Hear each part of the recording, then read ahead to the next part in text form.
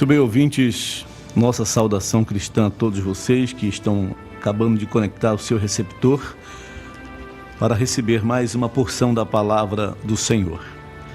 Eu gostaria de ler com vocês a escritura que se encontra no livro do profeta Daniel, no capítulo de número 5, e no versículo 25 apenas destacar parte deste versículo do capítulo 5, do verso 25 do livro de Daniel. Este, pois, é o escrito que se escreveu, Mene, Mene, Tekel, Upharsin. Esta é a escritura que se escreveu, Mene, Mene, Tekel, Upharsin. Que o Senhor Deus acrescente as bênçãos à leitura de sua palavra, enriqueça o seu coração, unja os nossos lábios, abra seus ouvidos, unja os seus ouvidos e corações para recepcionar, para receber as infalíveis palavras do Deus vivo. É a nossa oração no nome santo daquele que vive e reina para todo sempre. Amém. Ouvintes amados, esse texto que lemos, esta palavra que lemos a você nesta manhã, todo o seu conteúdo, seu acontecimento se deu na Babilônia. E como conhecedores das Escrituras, ser como leitor das Escrituras, a Babilônia está localizada no Sinar. Ela é encontrada na Bíblia no início, no meio e no fim. Ela é encontrada em Gênesis, encontramos ela no meio da Bíblia, no livro de Daniel, encontramos também ela em Apocalipse, no final. E primeiro ela foi chamada o portão de Deus, porta de Deus, Babel. E mais tarde foi chamada de Babilônia, que significa confusão. E hoje há muitas Babilônias hoje nas igrejas, nas casas, uma verdadeira confusão. No governo, nas administrações públicas, municipais, confusão. E Babilônia aparece no princípio da Bíblia, repito, Gênesis, aparece no meio da Bíblia, aparece no último livro da Bíblia.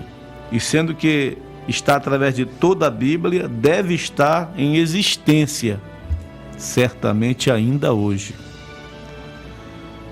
E também tudo que está na terra hoje, quantas as coisas espirituais, tal como o Espírito de Deus, o Espírito do diabo, todas as seitas, os ismos, as organizações, tudo começou em Gênesis. Gênesis quer dizer, é o capítulo semente da Bíblia. Gênesis quer dizer início, princípio. Tudo começou em Gênesis. E todas essas coisas foram formadas ali. Mas o mesmo Espírito que começou em Gênesis traz a luz. E é exatamente como uma árvore crescendo em uma cabeça onde toda ela virá um clímax no final, para os grandes julgamentos de Deus, onde Ele decidirá todas as coisas. E tudo aquilo que teve um princípio, saiba, meu prezado rádio ouvinte, terá um fim. Tudo que começou vai ter um fim. Só tem uma coisa que nunca teve princípio e nunca terá fim: o Senhor Jesus Cristo.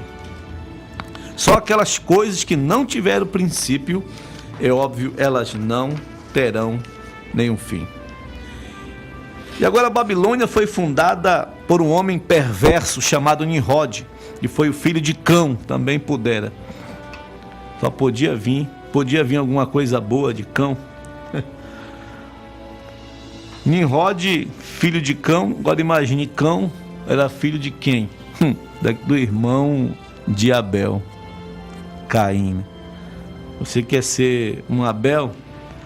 Quer ser um Abel, se prepare primeiro para ter um irmão como Caim. Nenhum Abel é Abel sem Caim. Tem que ter um Caim no teu caminho, tem que ter um filho do Cão. E observe uma coisa, Babilônia uma vez foi a capital do mundo. Quando esta grande cidade foi construída, todas as cidadezinhas em volta dela tinham que pagar tributo, tinham que render obediência, impostos e tudo mais a esta grande cidade Babilônia. Acredita-se que foram os deuses que Jacó tomou de seu sogro, algum deles deuses de raiz e etc. Aqueles pequenos ismos, aquelas coisas. E todas se derivaram estas seitas que vemos no mundo hoje. Se você nota a natureza deles, é a natureza destas coisas hoje, é a mesma natureza. Deste modo, Babilônia ficava no grande vale fértil, era rodeada e irrigada pelo rio Tigres e Eufrates, e foi um grande centro de cultura. A Babilônia era uma grande cidade, aproximadamente por volta de 120 milhas, e isso é 193 quilômetros em volta da cidade.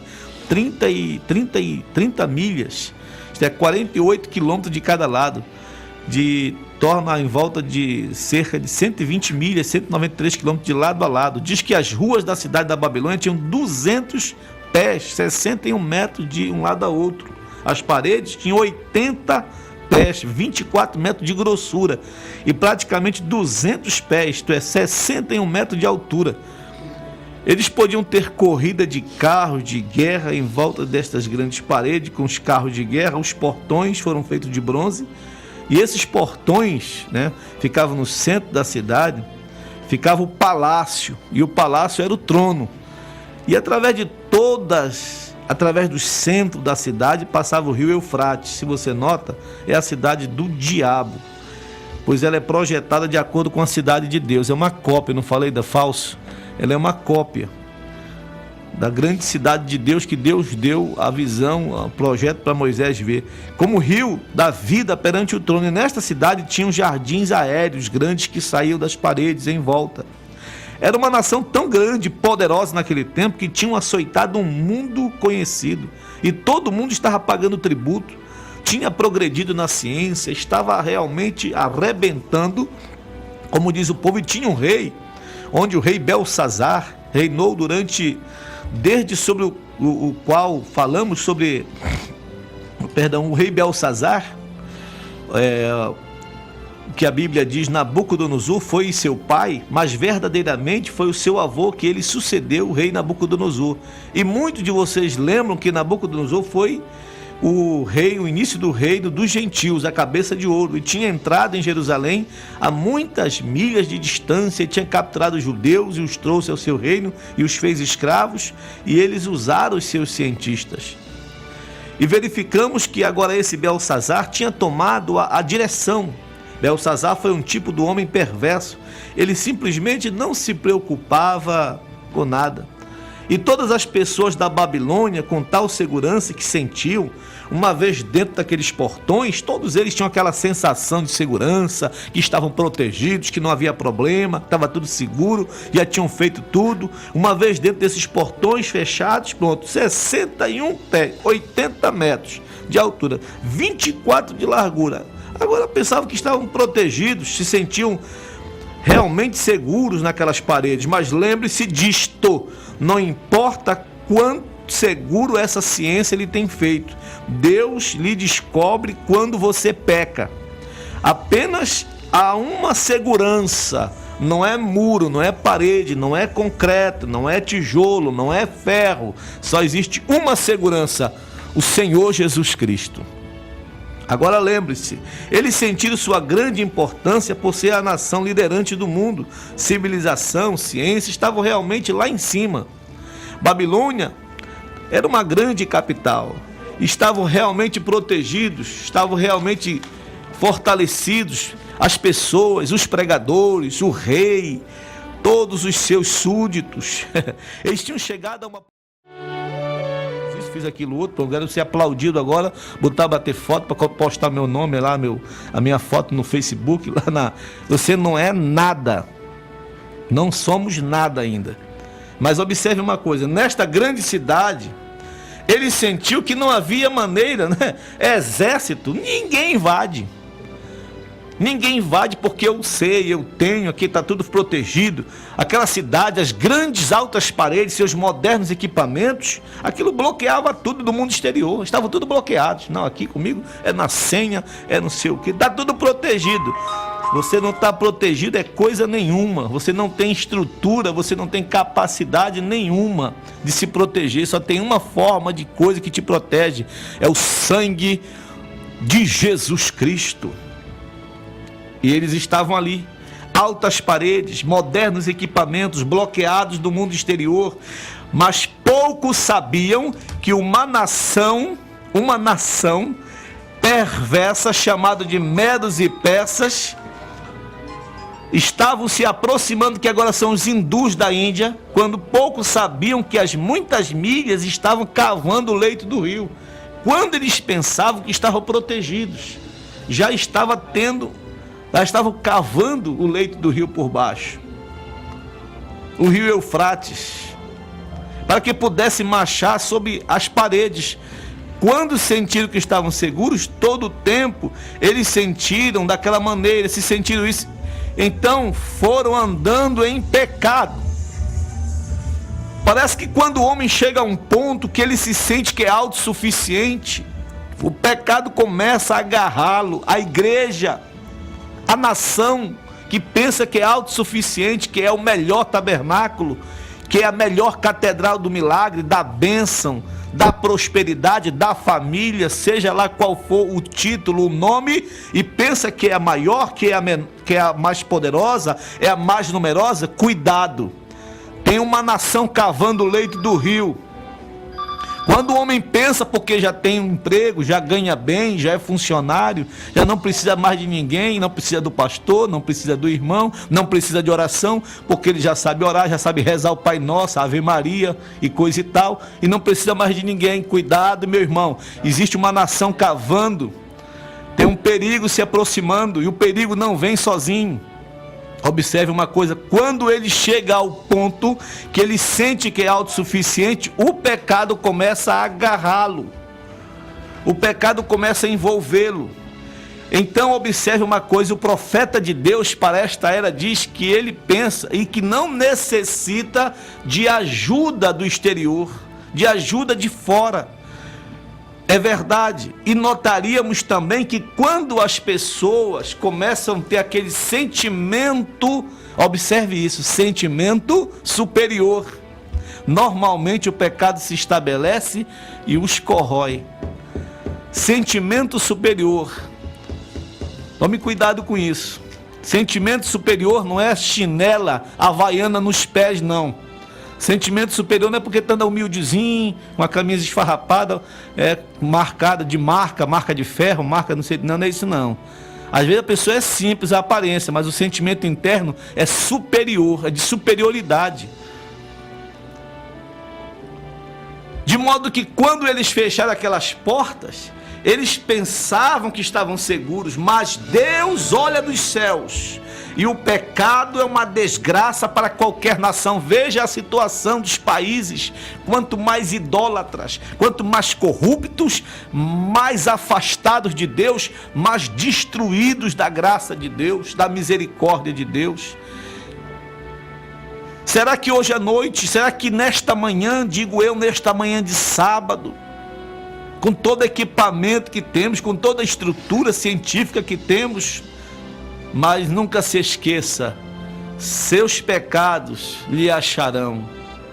Nunca se esqueça, todavia, seus pecados lhe acharão. E desta vez eles fecharam os portões e pensaram que queriam seguir adiante, porque eles podiam simplesmente viver em orgia, tão bom como quisessem, né? Dentro dos portões, fechou as portas, fechou a catedral, fechou os muros, é alto demais, nós estamos protegidos. Pode tocar forró, pode botar brega na igreja, pode botar lambada, pode fazer orgia religiosa, põe balão, músicas que mais louvam a luxúria, louvam o namoro promíscuo, que mais louvam a mulher, que mais louvam o homem, mais louvam mais tempo, passam adorando a criatura do que o Criador, diz o apóstolo São Paulo. na sua carta aos Romanos. É mais louvor ao homem, louvor à mulher, louvor às pessoas, e menos louvor ao Criador. Como disse há pouco o evangelista, você tem que ir à igreja para adorar a Deus. Você não vai para cantar, você não vai para pregar, você não vai mostrar sapato, paletó, gravata, carro novo. Você não vai para mostrar que você é o cara, ou que é a mulher tal. Você vai para adorar ao Senhor. E em São João 4, o Espírito Santo disse para a samaritana, olhando nos olhos dela: mulher, a hora vem e agora é em que os verdadeiros, e é aí que está a questão, os verdadeiros adoradores adorarão ao Pai, não é a mãe. Não é a mãe do filho, é o filho da mãe. Adorarão ao Pai em espírito e em verdade. Está difícil encontrar verdadeiros adoradores. Está difícil. Mas eu queria que você notasse uma coisa, precioso rádio ouvinte. Eles estavam vivendo em orgia religiosa. Era muita dança, era muita aeróbica na igreja. Era muito remeleixo, rebuliço, fungado, cochicho e menos altar de lágrimas. Aonde estão os bancos dos que choram na igreja? Parece que está sendo mais louvado os bancos dos que aplaudem. Aplaudem o cantor da minha predileção. Aplaudem o pastor, o pregador que eu gosto de ouvir. Ora, rapaz, sai da frente do banco, vai sentar no porão da igreja, procura os bancos dos que choram, que foi levado para os porões. Tira o banco dos que choram, tiraram da igreja os bancos dos que choram, colocaram no porão. E aí foi substituído pelos bancos dos que aplaudem. Não, nós temos que rever isso.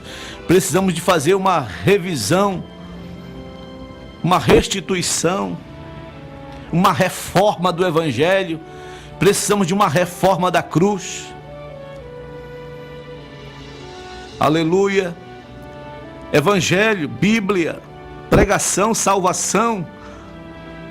Não é chave de apartamento, como disse o pregador que me antecedeu. Não é apartamento de cobertura, não é fazenda. Muitas pessoas estão em busca disso. E há pregadores aí que comem, que se alimentam, que são vestidos por Jezabel, que comem na mesa de Jezabel, que só pregam o que as pessoas querem ouvir, só diz aquilo que agrada, só traz novidades para ser bem visto diante das pessoas, e vem trazer chave de carro e chave de casa, de apartamento. Pregadores mercenários da fé. Não são pastores de ovelhas, são mercenários da fé. O evangelho tem que ser pregado sem luva de borracha. Nada contra as promessas, nada contra as bênçãos. Mas Jesus disse: primeiro pregai o evangelho. E os sinais, os milagres, as bênçãos, as promessas, as manifestações, isso virá, seguirão aos que crerem. Mas o carro-chefe, o carro-boi é a palavra, é o evangelho. Mas ouvintes, o tempo é exíguo. E você que quando se sente que é autossuficiente, e você começa a andar em pecado, a exemplo de Belsazar. Eles estavam no auge, em festa, no auge, passeando, usando os vasos do Senhor. A festa havia começado, eles não estavam dando ouvidos para programa de fé para vencer, para mensagem precursora. Eles não queriam ouvir escola dominical, eles não queriam ouvir pregadores, eles não queriam participar de encontros. Eles já estavam no encontro deles, caçoando de Deus, caçoando do povo de Deus. Um dia você vai pagar por caçoar dos pregadores. Você que critica, que caçoa do estilo, da forma, você vai pagar um dia por isso. Eles vão pegar os vasos do Senhor, Belsazar, trouxeram-os ao templo e vão começar a tomar, beber dentro dos vasos, usar os vasos do Senhor. Você já imaginou isso? E quando eles pegam aqueles principais uísques de marca, vinhos de marca, para colocar dentro dos vasos, meu Deus, isso aqui nós aprendemos uma grande mensagem. Quantos vasos do Senhor hoje estão batendo pandeiro para macumbeiro, tocando tambor? Quantos vasos do Senhor, inclusive pessoas de confiança, de referência, indo bater boi, bater tambor para boi, bater pandeiro para boi, bater pandeiro para Satanás, aplaudir o diabo, depois vem para a igreja para louvar o Senhor. Estamos cheios de pessoas assim, com esse espírito de Elvis Presley. Cria vergonha na cara, rapaz. Seja crente, seja homem de Deus, mulher de Deus, tira a máscara.